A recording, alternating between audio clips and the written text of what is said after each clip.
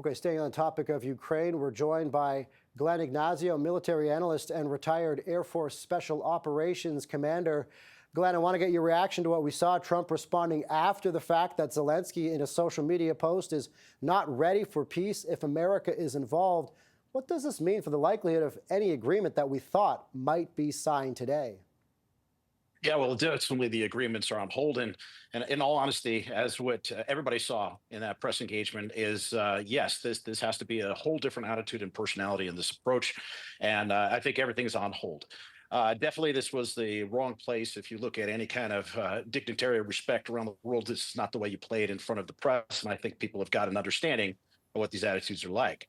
I do believe that if you look at Zelensky's initial reactions when this started, he was very much open and forgiving and begging for assistance. And as the last 4 years, again, not being political, is that he changed from that to very demanding, making statements of what you need to do, what you should do. So without the backing of the United States, the cards are really in Russians' hands. So it is a difficult situation, and Mhm. Zelensky just lost his negotiating power. In the case that this forces that Donald Trump takes this meeting and then decides to pull more military support, how does Ukraine, what happens to Ukraine's support without that support from the U.S.? Without the support of the United States, Russia has an incredible ability to push further and further in Ukraine. I do have to agree. It would have been great to have some of these peace negotiations a long time ago.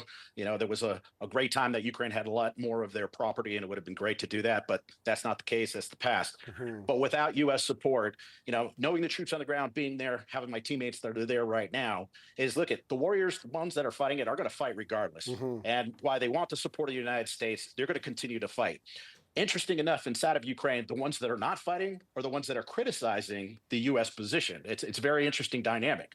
But without U.S. support militarily, with military power, I should say, or weapons, they do not have a play in this. It doesn't matter. NATO cannot support it.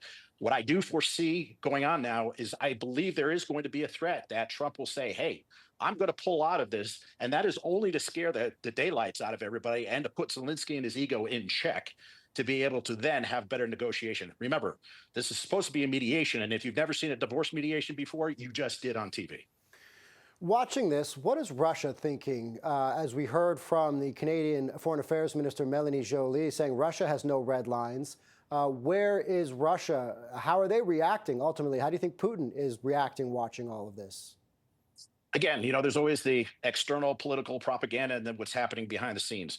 This is beneficial for Russia because it looks like it's a split between the US and the Ukraine. Again, it's really the Trump Zelensky relationship that's sort of in check here or in problem. But as far as Russia's concerned, this looks great for them as it looks like the United States is starting to align. Regardless, Trump is going to take a mediation in between this to be the individual guy, but he's also negotiating significantly for the U.S., which is the mining, the natural resources, and so forth. So there is a play for him there. Now, the other thing that comes on with Russia is look, when it comes to the Russian people and everything, Putin does not care. He doesn't care how many people are killed, being killed, died, whatever. He has a stronger military now because more people have enlisted. If it does not impact Putin himself, things won't change. And so that's why you see a little placating of Putin on the international stage by Trump, because he has to look strong and not look like he's losing. So there's a lot of dynamics and salesmanship going on publicly, but different things behind the scene, if that makes sense. In the aftermath of this meeting at the White House, what kind of pressure, added pressure, does this put on other NATO members in terms of their support for Ukraine? I think the action right now, and it would be appropriate, is that NATO is going to have to take inventory of what they have and what they could support if the United States was no longer in play or supporting these particular actions. That goes from the weapons, and you have to remember most of the communications with the drones and other things are taken care of by Starlink. So this is a huge impact, and NATO does not have the ability to respond this quickly or possibly to support Ukraine as much as it is with the United States or as much as we've done so far. Glenn Ignazio, military analyst and retired Air Force Special Operations Commander. Glenn, thanks so much for joining us today. Appreciate it. Absolutely. Thank you.